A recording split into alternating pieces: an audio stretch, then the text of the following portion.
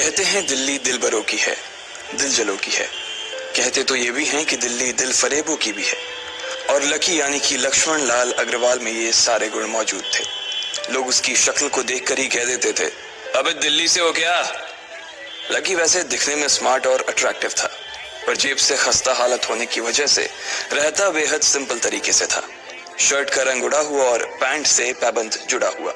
कहने को तो उसकी उम्र के लड़के दिल्ली की सड़कों पर रात को मोटर बाइक दौड़ाते थे, लेकिन लकी उर्फ लक्ष्मण लाल अग्रवाल सिर्फ कमरे से कॉलेज में पढ़ाई और गर्लफ्रेंड डिंपल के साथ थोड़ा वक्त बिताना, फिर कॉलेज से दुकान, दुकान से जब होम डिलीवरी आए तो वहां, और फिर घर चला जाता था। हाँ, कभी कभी जब वो किसी लड़के को खाली सड़क पर मोटर बाइक दंदनाते हुए देखता तो कहता, एक दिन अपना टाइम भी आएगा जब मैं चश्मा लगाकर बैठूंगा और पीछे डिंपल को बैठाऊंगा। देखना, जब वो मेरी कमर में अपना हाथ कसेगी और मैं तेजी से मोटरसाइकिल को इंडिया गेट के आसपास दौड़ाऊंगा, तो सारे दिल्ली का दिल हम दोनों को देखकर जलेगा। दुकान में रखा हुआ बर्नॉल भी काम नहीं आएगा। लकी ने कहा और अपने हाथ में बर्नॉल की क्रीम को दबा दिया। जैसे ही उसने क्रीम को दबाया, उस क्रीम बाहर आ गई। अबे गधे, क्या कर रहा है? वो कोई स्पंज की गेंद है क्या जो उसे दबा रहा है? दुकान के मालिक ने उससे फटकारते हुए कहा और उसके सर पर एक चपत लगा दी। Sorry sir. लकी ने अपना सिर बचाते हुए कहा। वो करोल बाग में स्थित एक छोटी सी मेडिकल स्टोर पर काम करता था। उसकी दुकान का नाम था चमन मेडिकल स्टोर और उसके ओनर का नाम था चमन लाल।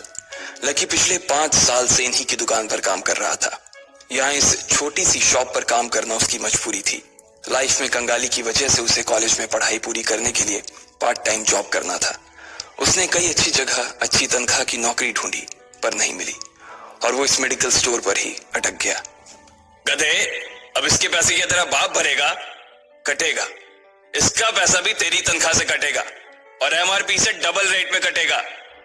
चमन ने अपने दांतों को किचमिचाते हुए कहा। गुस्से की वजह से उसकी नाक फूल गई थी और लकी की सांसें। उसने घबराते हुए ओनर से पूछा, एमआरपी से डबल क्यों सर जी? ताकि अगली बार से ऐसी कोई हरकत करने से पहले तू डबल बार सोचे।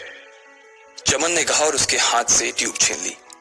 उसका जी तो चाह रहा था कि वो लकी की खोपड़ी पर एक और बार अपना हाथ साफ कर ले, लेकिन उससे पहले ही दुकान का फोन बजने लगा।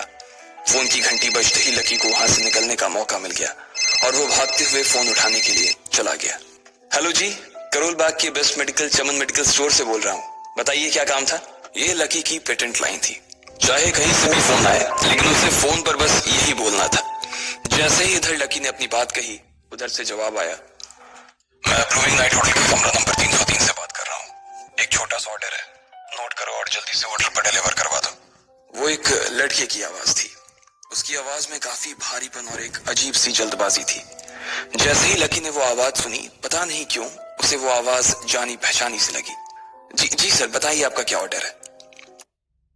नहीं दीदी, मैं इस कमरे में नहीं जाऊंगी। हर लड़की को शादी की इस खूब